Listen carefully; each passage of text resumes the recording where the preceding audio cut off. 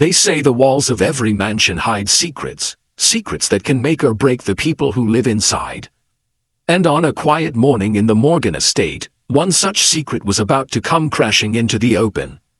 A secret that would test love, loyalty, dignity, and reveal a truth that would leave everyone speechless. Daniel Morgan, the man whose name was whispered with admiration in every corner of the city. At just 32 years old, he was a self-made millionaire. He built his empire from the ground up, not with inherited money, but with sleepless nights, countless failures, and a determination that never wavered. People envied his cars, his mansion, his lifestyle. But if you asked Daniel, he would say his real wealth was his memory of where he came from. Raised in a small, run-down neighborhood, Daniel knew hunger, he knew struggle, and he knew the humiliation of being looked down on. His mother worked 3 jobs just to keep the lights on, and still, some nights they ate nothing but bread and water. Those memories carved humility deep into his soul. That's why, no matter how high he climbed, he treated everyone, drivers, janitors, employees, with respect. Because he knew what it felt like to be invisible. When Daniel first met Clarissa, he thought fate was rewarding him for his years of struggle. Clarissa was breathtaking, elegant, with her designer clothes, perfect smile, and an aura that turned heads wherever she went. She seemed like the kind of woman every successful man was expected to have by his side. They had been dating for nearly a year, and to outsiders, they looked like the perfect couple. But perfection has cracks that only time reveals. Clarissa came from old money. She had grown up in wealth, never knowing the pinch of hunger or the shame of patched-up shoes. For her, maids, drivers, and waiters weren't people, they were background characters in her perfect world. Daniel had noticed flashes of arrogance in her, the way she sometimes dismissed waiters in restaurants or rolled her eyes at staff. But he had convinced himself she would change. He believed love could soften her heart. He believed she could learn to see the world as he saw it. Until that morning, Daniel had an important business call scheduled, so he was in his upstairs study, reviewing notes. The mansion was quiet, the kind of silence that makes every sound echo. And that's why he heard it, Clarissa's voice, sharp, cold, dripping with disdain. The words traveled up the staircase like shards of glass. You think you're doing us a favor by being here? You're just the maid. Don't confuse kindness with friendship. Know your place. Daniel froze. His pen slipped from his hand. His chest tightened as he leaned closer to the slightly open study door. Another voice, soft and trembling, responded. It was Anna. Anna had been working in his house for almost a year. She was young, barely in her 20s, but her eyes carried a depth of responsibility far beyond her age. She never asked for favors, never slacked off, and never once disrespected anyone. She was the kind of worker you didn't notice because she caused no trouble, but the kind you missed if she was gone.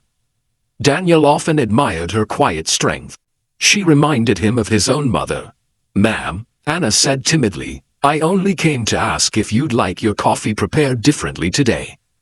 "I never meant to." Clarissa's laughter cut her off, a cruel sound bouncing off the marble. "Coffee? Do you think I care about your coffee? You walk around here like you belong, like you're someone important. But let me remind you, you are nothing but a servant. Without people like us, you wouldn't survive a day." Daniel felt heat rising in his veins. He clenched his jaw, every muscle in his body tense. "Anna," whispered, her voice almost breaking, "I'm sorry, ma'am. I didn't mean any harm." Then came the shattering sound.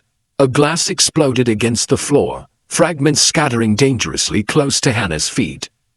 Daniel shot up from his chair, but something made him pause just before rushing down.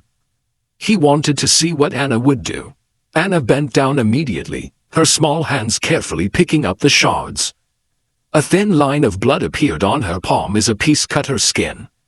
She didn't cry out, she didn't complain. Instead, she softly murmured, "I'll clean it, ma'am. Please don't be upset." Clarissa folded her arms, her lips curling into a smirk. "Pathetic. Look at you, crawling on the floor. You'll never be more than this. You should be grateful we let you work here. Girls like you dream of living in houses like this, but that's all it will ever be, a dream." Daniel's breath hitched. He was seconds away from storming in, but then Hannah did something that stunned even him. She stopped. She placed the broken glass on the tray and slowly lifted her head. For the first time, her trembling stopped. Her voice, though soft, carried a quiet strength that filled the room. "With respect, ma'am," Anna said, meeting Clarissa's eyes, "dreams don't make us better or worse. Money doesn't either. It is kindness that defines who we are.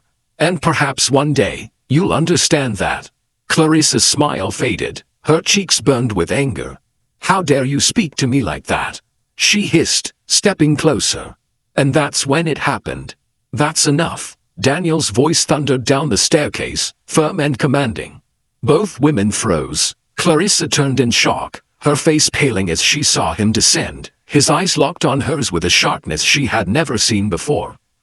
"Daniel," she stammered, "you don't understand." She was being insolent. "I was just." Daniel ignored her. He walked straight to Hannah, gently taking her injured hand.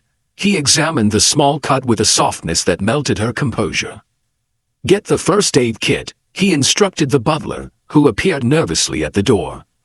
Then, softly to Hannah, he said, "You should never have been treated this way."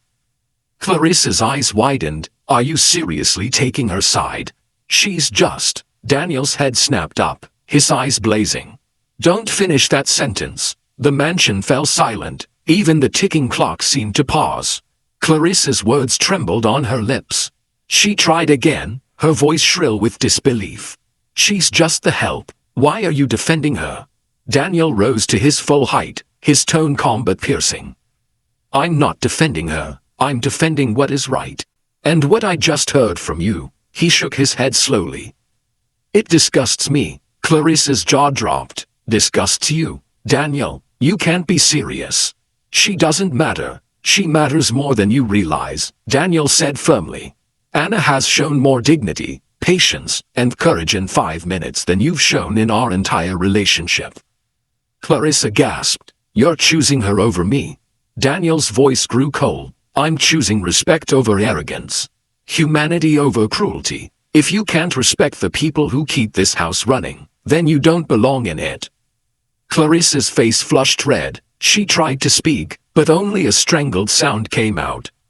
Rage boiled inside her. Finally, with a furious scream, she grabbed her purse and stormed out, slamming the door so hard the walls shook. Anna stood frozen, tears streaming silently down her cheeks. "Sir," she whispered, "please, I never wanted to cause trouble between you and her." Daniel turned to her, his voice softening. "Anna, listen to me. You didn't cause this. You revealed it. Sometimes it takes one moment of truth to expose a lifetime of lies." She lowered her eyes. "But, what will people say?" Daniel gave a faint smile, one touched with sadness. "People will say what they always say. But I know who I am. And today, I saw who she truly was. That is enough for me." In the days that followed, Clarissa never returned. The world outside whispered rumors, but Daniel didn't care.